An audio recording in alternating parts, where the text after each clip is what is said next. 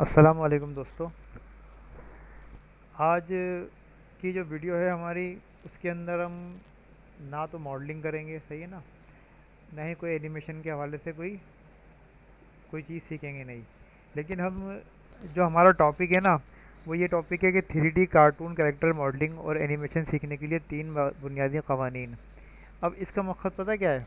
इसका मकसद ये है कि हमने एक काम शुरू किया। अब 3D कार्टून कैरेक्टर को मॉडलिंग करना और एनिमेशन करना, उनकी रिगिंग करना, ये आसान काम नहीं है, खासा मुश्किल काम है।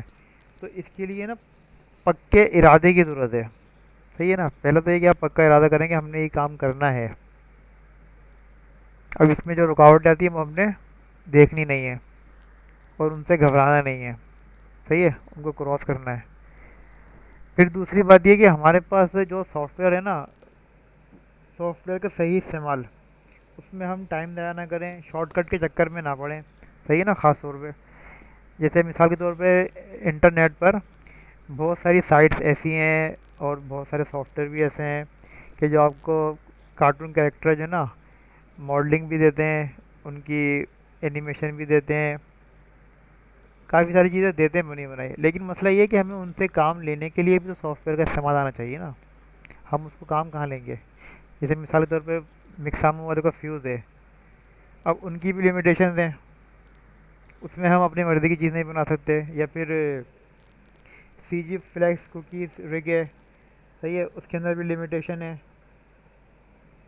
इस तरह के ना बहुत सारे और भी हैं, मैकमैन है और काफ़ी सारे। मैं असल में मैंने इनको भुला दिया अब, जो ना मैं इन चक्कर में पढ़ना नहीं चाहता हूँ।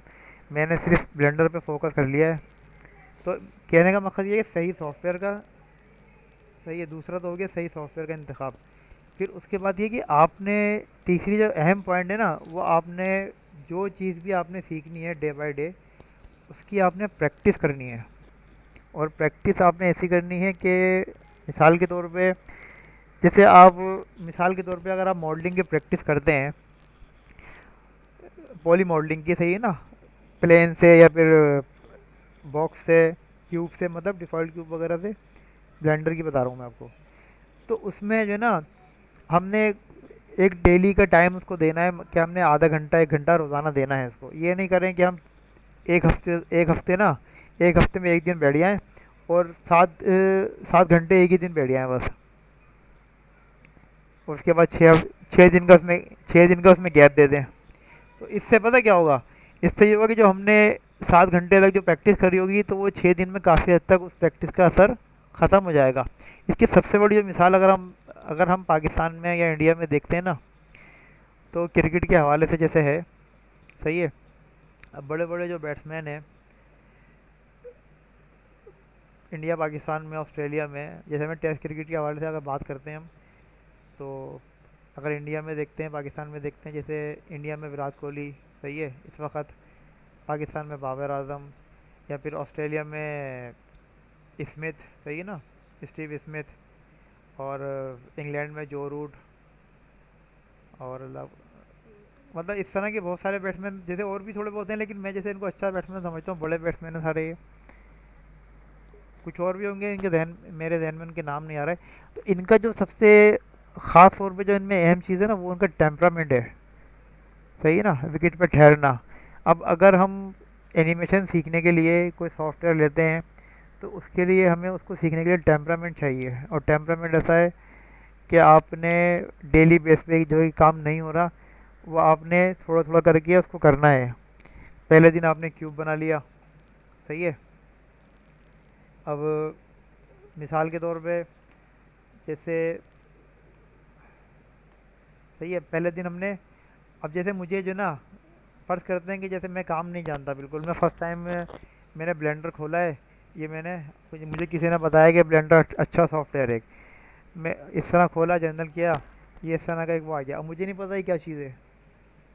फिर मैं थोड़ा ट्यूटोरियल देखे, पता चला भाई डिफ़ॉल्ट क्यूब है, इसको इस तरह काम करते हैं। अब जो तरीके उन्होंने बताए हैं ना ट्यूटोरियल के अंदर, वो हमने अप्लाई डे बाय डे और डेली बेसिस पे करने हैं। असल मसला ये है, इसमें हमने गैप नहीं देना है।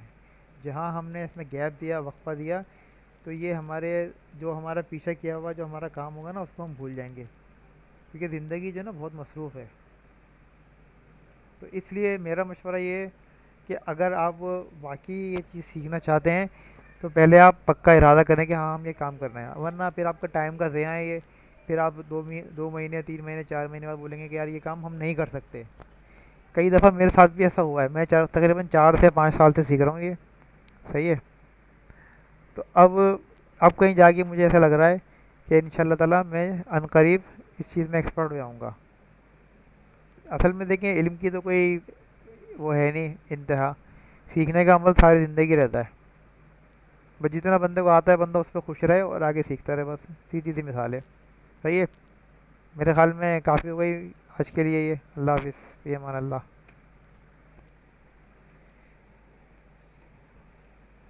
सही है भाई।